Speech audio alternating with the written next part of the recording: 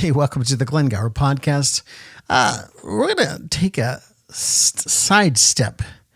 And anyone interested in brats, I made these brats on the 4th of July, and they were awesome. Now, I'm brand new. I'm a novice to brat making.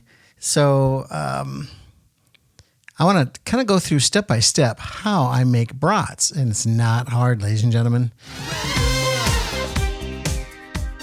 Hey, welcome to the Glen podcast, the best podcast you'll listen to all day. Sponsored by Mission Blueprint. So you want to get yourself a grinder, a meat grinder.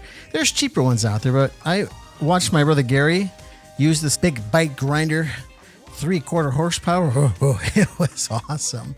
So you got to grind up your meat, and then you got to have something to stuff it in. So this is a 11-pound Haka stuffer. I guess the pros say get a 5-pound. I've had good luck with this so far. And then you're going to want to vacuum seal all of your brats. And that's easy. We're going to show you how to do that. You're also going to need some hog casings to stuff your meat in. We'll show you that in just a second as well. You're going to want to get some Wevac vacuum sealer bags. These are inexpensive on Amazon, and it's well worth your money. So buy your hog casings. And you can see me here in the video. I struggle a little bit here. But you got to rinse them out. And there's adapters you can get for sinks. You know, I had one, but I couldn't find it. And then my wife, I think she threw it away.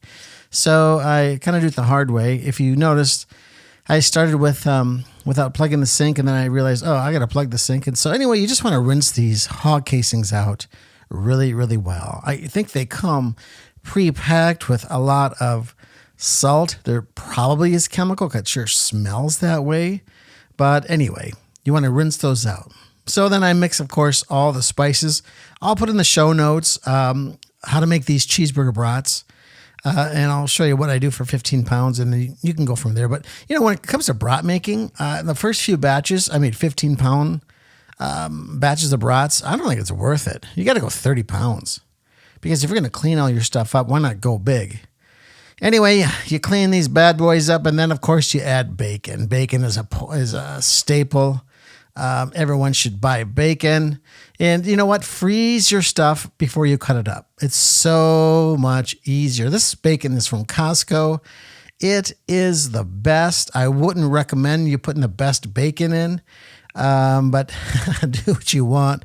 Bacon comes with a little bit of cure that you're going to have to put in your meat anyway, so that's great. Anyway, you get out the big bite, the 3/4 lem meat grinder. This thing is awesome. So you're going to see my son do some grinding here. So when I make these sausages, these brats, I use some of my deer meat. This recipe is 7 parts pork butt, which I get at Costco for $2.29 a pound. And then I put 3 pounds of deer, and then I put 1 part bacon. So anyway, here we're grinding up the pork butt first. The best way to do this is, I get 20 pounds. And then I freeze it for 5 hours, take it out. It cuts so much easier that way. And I cut 1 inch by 1 inch by as long as I can strips. And you can see my third son just putting, 4, 5, 6 inch strips in there. And that lamb just grinds it up. Isn't that thing awesome? So that seems to work the easiest.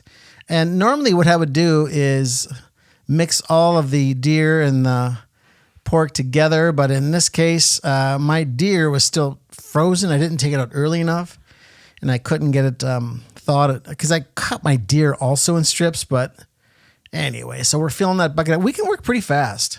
You might think this is on like a fast speed. Oh no, this is how quickly we work. See, watch this. Anyway, so here goes the deer.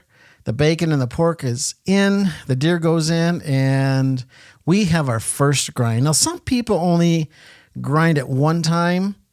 I've done it both. My brother swears grinding it twice is easier on the machine, easier on everything, and I don't mind grinding it twice. I have done it one time where I grind it fine into what it might look like hamburger meat, right? But I think it's better to go twice. So I grind it coarse, and then in a second you'll see me mix the spices in with some water, and then I grind it fine, which looks like hamburger meat. So here we are. I'm going to switch now. I'm switching out the blades. We're going to go fine. That's pretty big. So I put it in the bowl because I'm going to soak my stuff right away. If you don't wash this stuff, if you don't wash your equipment, that deer drives pretty fast. So here I'm mixing in all my spices. I've got nutmeg, garlic, white salt. What else do I have in there? I should have that list in front of me, but I'll leave it in the show notes. And these are actually great. The other thing is I put cheese in these. You don't have to. But I put high temperature cheese. You can get it in a lot of meat markets. There's a place in Sioux Falls. I think it's called North Central Meat Processing. Anyway, I don't put the cheese in right away. Of course, I grind it a second time with my spices and the water mix. So here you see me, I'm just mixing it up. I can get pretty fast at this. It's pretty quick. And I make sure my wedding ring stays on. I probably should use gloves, but I hate putting gloves on. All right, now we're going to go to the second grind here. The second grind is much finer, and this is easier to use. The meat's easier to actually stuff in with the stuffer. So I'm showing you how to put that bad boy in, this Lem number 12, 3/4 horsepower. I'm sure they make bigger ones, but this bad boy, I'm telling you, it is awesome.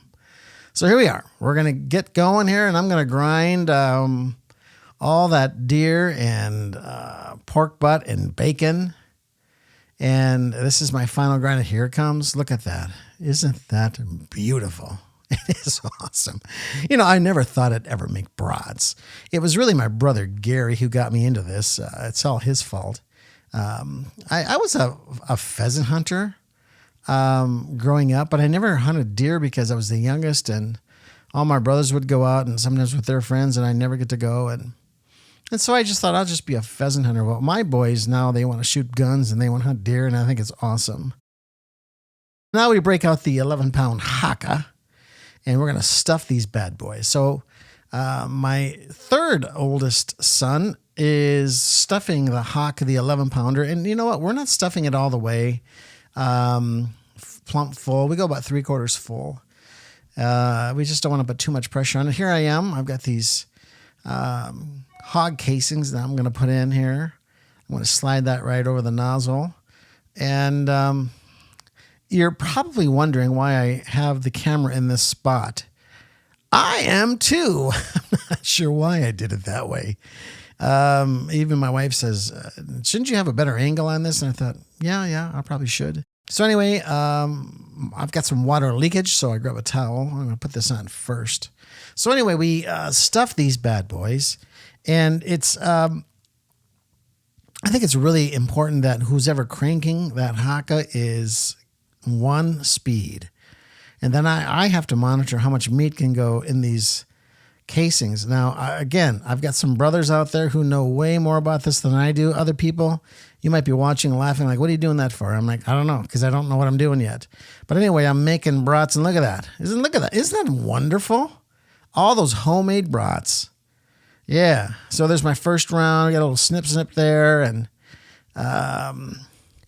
so we can do this pretty fast. It only took us about 120 seconds to get all these done. Or is this on fast speed again? I can't remember. I can be fast. I'm pretty fast. But anyway, this is really fun. I really enjoy making brats, homemade. And you're going to see in a second how wonderful they look and taste. Now, I don't have a video of me eating. I always thought it was funny when you watch these people who make food and they eat it and they smile and say how good it is. Well, duh, of course you're going to say that. So I'm not going to do any of that. But we put a brat on right after we do this, and we test it and see if we like it. Probably not the right way to do it. Some people fry the meat up before they put it in the sausage casings, which I do recommend you do that. That's probably a good idea. Anyway, so here, I got another casing on there, and so you got to tie the end first and put all the meat through. And again, My job there is just to monitor how fast or really, you don't want to get too much meat in too fast. Otherwise, those casings will bust. And you'll see, I think one of these clips it actually did bust. So, all right. So now we did all that. So then you have to twist. You pinch and twist. Now that's my oldest son. He's doing this part. He's gotten a lot better at it. And you got to be careful because you can bust these too. So you want to pinch and twist. Now he's got some blue tape. What's that for? Obviously it's the length. And if you notice, his brats are kind of big, aren't they? And so I think he actually busted one there, and that happens. Now and then you're just going to end up busting it. So you take some meat out and you just twist the knot at the end and you keep going. So he's twisting and he's measuring at the same time, but his tape, I think, is a little bit long. Ladies and gentlemen, this is not hard to do. It's just trial and error. And anyway, so we're going to kind of speed things up so you don't have to watch in normal time how long this takes. And so, yeah, he just clips the ends and knots and keeps going. He should probably knot that other one, but I'm not sure if he did. That might be one of the ones we threw in the grill that same night. And that's kind of what we do, right? All the flops, and there aren't very many of them, we just kind of throw in the grill and eat them right away. So here we go. He's twisting these bad boys up. And, I probably should actually have a hot dog bun in front of us so we can know. But and we ended up with a whole bucket of these brats. We had out of about 30 pounds. We have about 100 brats here, and you want to marinate these overnight. So put them in your fridge, cover them first, put them in your fridge, and let them marinate because you can really tell the next day after you eat a brat how much better it is just overnight. Some people marinate the meat; they grind the meat, and they marinate that before they put them in sausage casings. You can do that as well. So we're going to vacuum pack, and you can see I'm showing my son how to seal it because both ends are obviously open. Now you can get these where one end is already sealed, and then you just seal one end, but this is cheaper. Now watch my son beat the crap out of this thing. He's beating the crap. He doesn't. Is it on? We whacked it, and I think we might have missed it, but he whacked. He's like, "Is it working?" And he's pointing right. So yeah, it's off. So I show him that. We take it out, and it is actually sealed. Now this is the FoodSaver. It cost me about $85 on Amazon. It's not bad. I mean, you can go get a commercial one, and I know those are a lot more expensive. And I think my brother Ron has a commercial one, and I haven't really talked to him, but my other brother Gary said he loves it.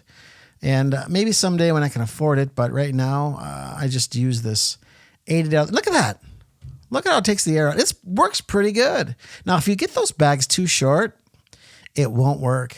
And that's the first time I made brats, I wasn't cutting those bags long enough because I'm cheap. And but I ended up with a lot of waste because they weren't big enough. And I want to get at least 7 brats per bag because there's 7 of us at the table every night. And then sometimes I'll, put 2 or 3. And if I have some bags left over, did you see that shrink? It's just awesome. So I've got more than a bucket of brats. This is not all of them, but these are all going to the freezer. And I got to tell you, it is a lot of fun making brats. So we decided we're going to grill some for dinner. There's 7 of us and there's 7 brats. And I'm telling you, it was delicious. Is there anything better than watermelon and brats in the summertime? I don't know. And the way I like to eat my brats is lots of mustard, some ketchup. But for me, you got to have sauerkraut. It's just not worth eating a brat without sauerkraut. I think my brother-in-law, Randy, would agree. So what I'm going to do with some of these brats, I'm going to take them out of the freezer, thaw them, and then I'm going to smoke them and then eat them like that and try it. It's going to be absolutely amazing. Smokers aren't that expensive. My wife got me a smoker for Christmas a couple of years ago for, I don't think, $135. And they're not hard to use at all. So here's some quick tips as we finish this video.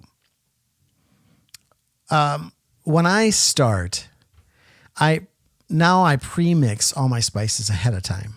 So we use a company called Azure, and the spices are very inexpensive and they're great. So order all your spices and then pre-mix it. The second thing I do is when I buy my pork butt, and I mentioned this earlier, but this is really key. Throw that baby in the freezer when you get home for about 5 hours. Take it out and then cut it in strips. Some people marinate it. So you could do it that way. You could marinate all your meat the night before, and then I would refreeze it. After a day or two marinating, I would refreeze it. Why? Because here's another tip. When you putting that in your meat grinder, almost frozen, it works so much better because it gets pretty hot.